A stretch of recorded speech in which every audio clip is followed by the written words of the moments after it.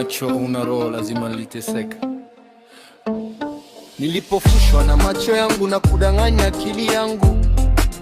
Je, umegundua ili hapo awali kwa matendo yako mwenyewe? Hapana, samehe na kuchelewesha haina maana. Kuwa mfuasi utakufa na kufa mapema. Miungu yote inayosafiri katika ulimwengu wa wanadamu utauawa kwa ajili ya furaha ya ulimwengu ujao. Utakufa kwa ajili ya huzuni zote. Kichwa cha mtoto kiligeukia sifa ya Buddha. Kumbukumbu za giza za makosa zikusimama.